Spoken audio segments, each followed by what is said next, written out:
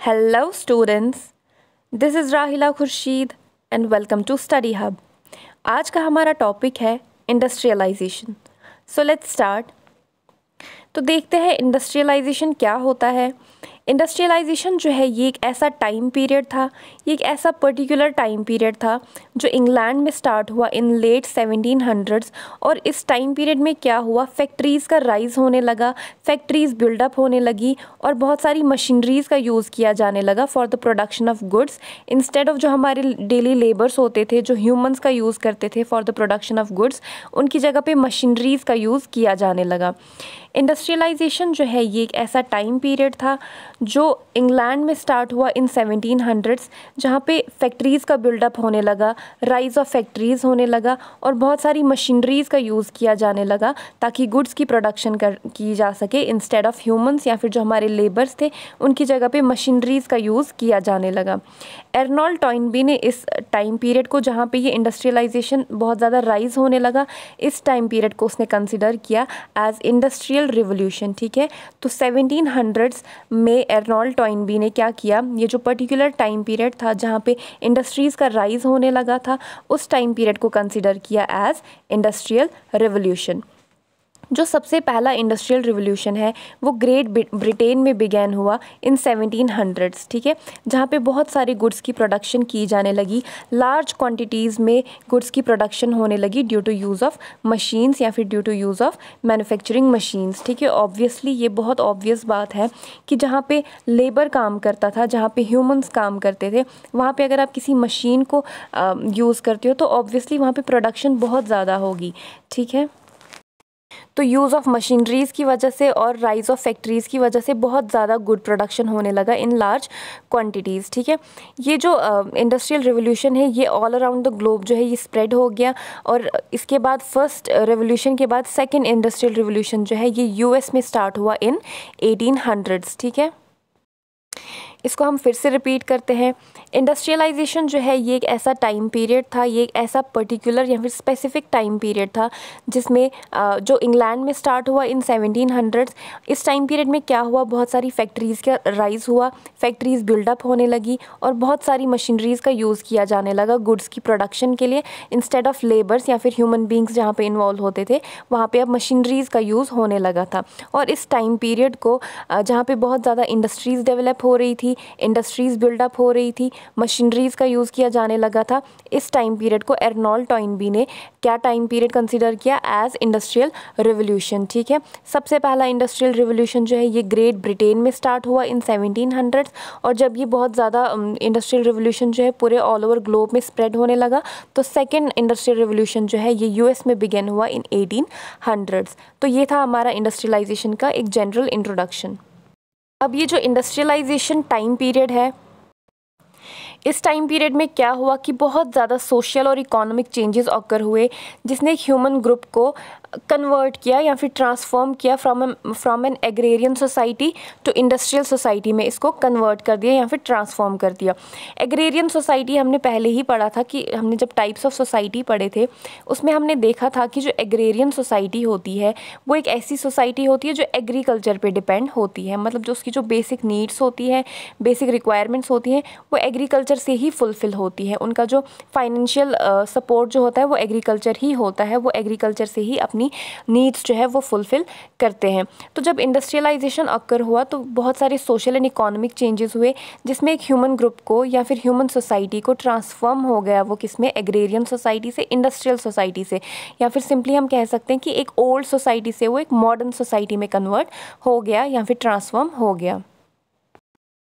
Industrial revolution जो है इसने क्या किया, इसने सोसाइटीज़ को शिफ्ट किया from agrarian economy to a manufacturing economy, जहाँ पे क्या होने लगा कि मतलब बहुत सारी मैन्युफैक्चरिंग होने लगी, बहुत ज़्यादा प्रोडक्शन होने लगी, जहाँ पे जो प्रोडक्ट्स थे, जो गुड्स की प्रोडक्शन होती थी वो अब हैंड्स से नहीं होती थी, वो ह्यूमन से नहीं होती थी या फिर वो इंडिविजुअल से नहीं होती थी, वो अब मशीन से होती थी. ऑब्वियसली जहाँ पे मशीन्स का यूज़ होता है तो वहाँ पे ज़्यादा एफिशिएंसी, ज़्यादा प्रोडक्शन होती है. तो यही कहने का मतलब है कि जब इंडस्ट्रियल रिवोल्यूशन हुआ तो उसने सोसाइटीज़ को कन्वर्ट किया या फिर ट्रांसफॉर्म किया from agrarian economy to manufacturing economy, जहाँ पे बहुत ज़्यादा मैन्युफैक्चरिंग होने लगी, प्रोडक्शन होने लगी, जहाँ पे प्रोडक्ट्स या फिर गुड्स की जो प्रोडक्शन है वो हैंड से नहीं होती थी, अब मशीन से होती थी, जिसकी वजह से बहुत ज़्यादा एफिशिएंसी प्रोडक्शन होने लगी। लोअर प्राइसेस पे गुड्स बनने लगे, क्योंकि लार्ज अमाउंट्स में बनते थे तो लोअर प्राइसेस पे बन जाते थे, मोर गुड्स बनते थे, इम्प्रूव्ड वेजेस होने लगी, माइग्रेशन होने लगी from rural areas to urban areas. ये था हमारा इंडस्ट्रियलाइजेशन। नेक्स्ट आता है हमारे पास सोशल कॉन्सिक्वेंसेस, यानी कि ये जो सोशल चेंज आया, ये जो इंडस्ट्रियलाइजेशन आया, इसकी वजह से कुछ कॉन्सिक्वेंसेस आए सोसाइटी में। वो क्या क्या थे, अब हम वो एक एक करके देखते हैं।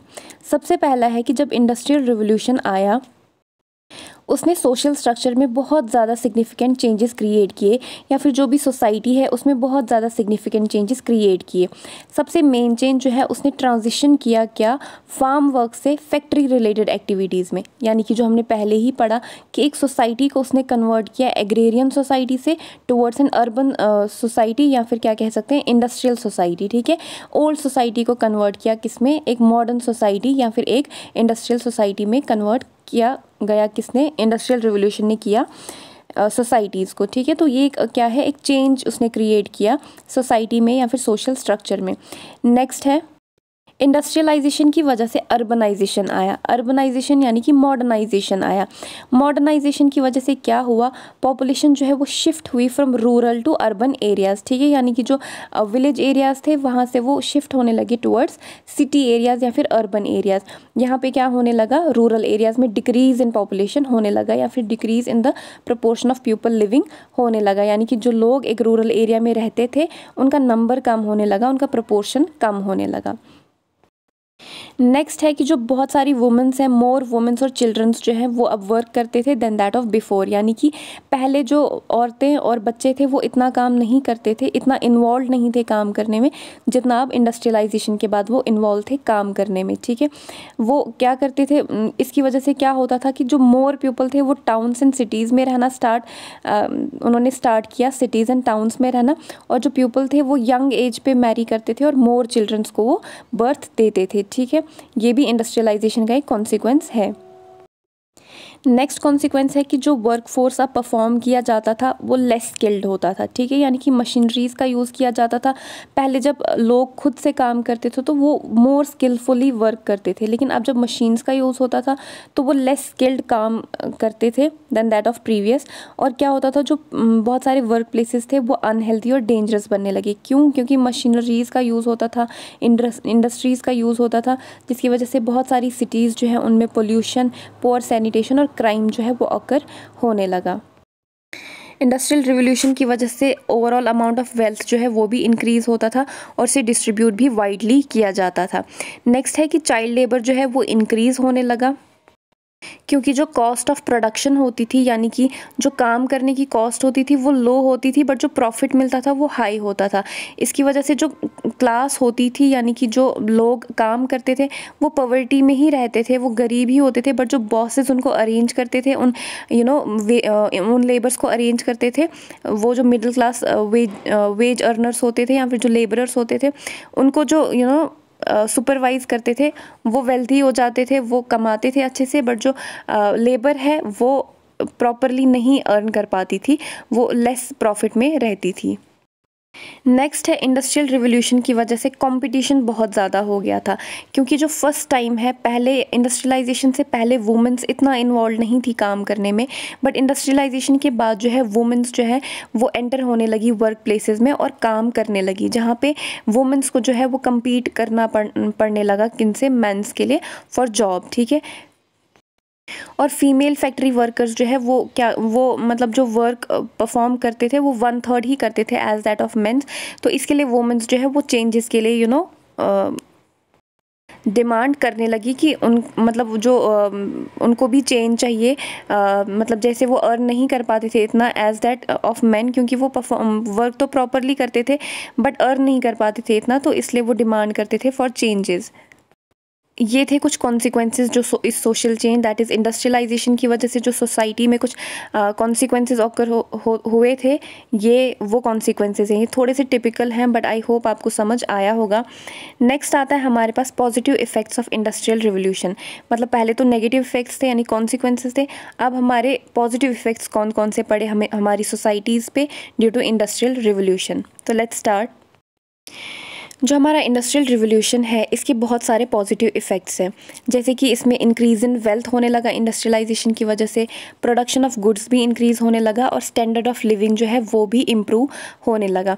पीपल जो है उनका हेल्दियर डाइट्स बनने लगा, बेटर हाउसिंग होने लगी, चीपर गुड्स मिलने लगे और एजुकेशन जो है इंक्रीज़ होने लगी during the industrial revolution period.